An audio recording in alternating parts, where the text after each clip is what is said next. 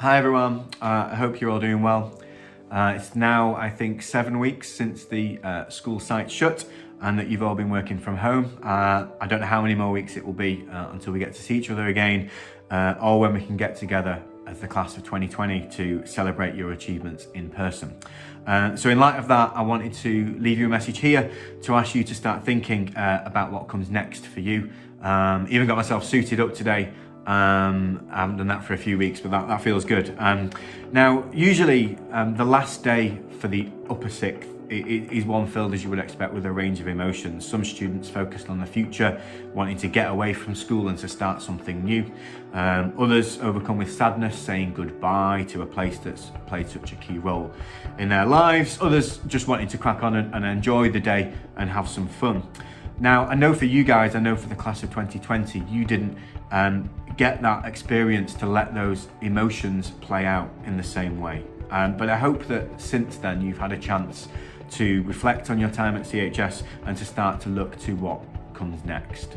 I know that crises, whether they are personal, whether they are localised or whether they are worldwide, often help us shine a light on what is important.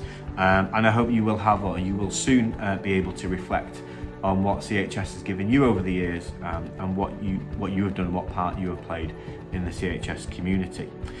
You should all be really proud of your achievements and your contributions to the school, and nothing about the difficult time that we have all faced since March should detract from that.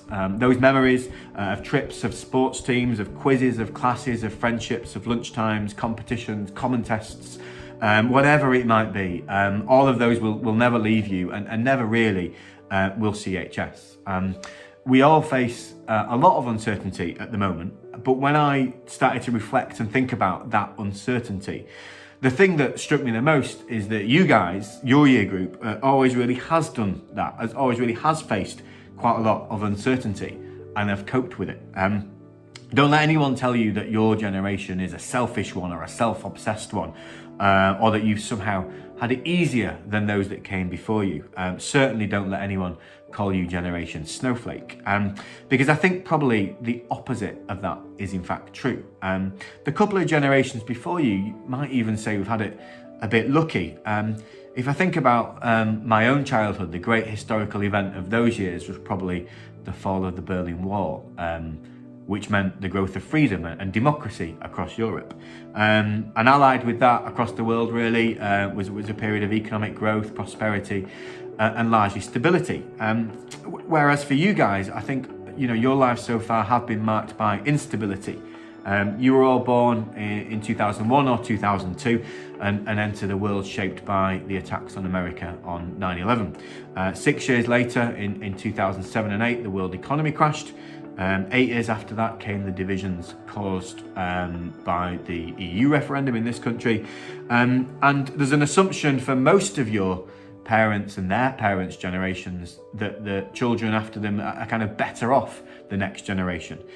But for you, those certainties aren't there in the same way. And now, of course, we've got this global pandemic, the impact of which will probably be greater still than any of the historical events that I've mentioned there.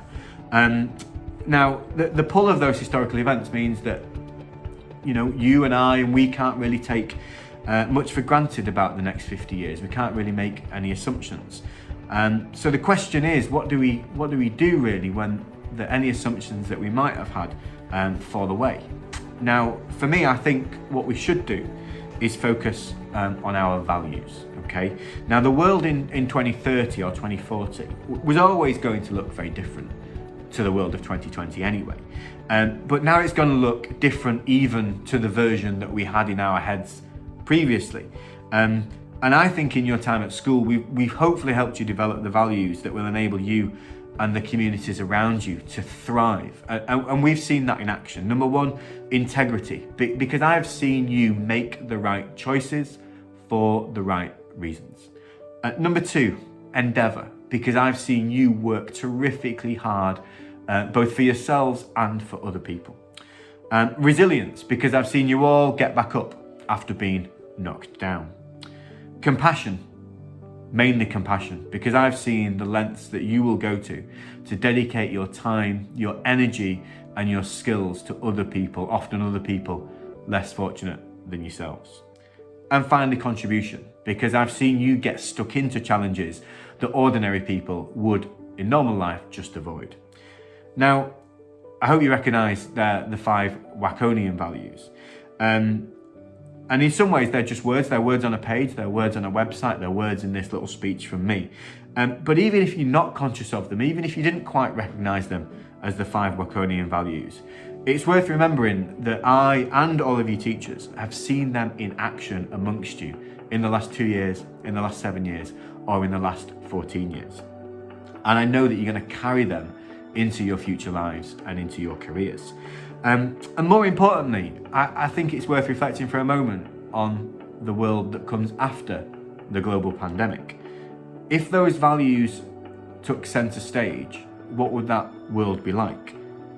If you played a key role in that world, using those values, what would that world be like? And I, for one, think it's a world worth trying to create. Because at the moment, when you look around, those that are leading the response to the crisis, whether that's your government, whether that's your parents, whether that's business leaders or charity leaders, whoever it is, they're the ones managing the crisis at the moment. But then it's your turn, it's over to you. It's you that are going to create the world that comes out of it. Now, I think you are all equipped to the values to navigate that world in the decades ahead.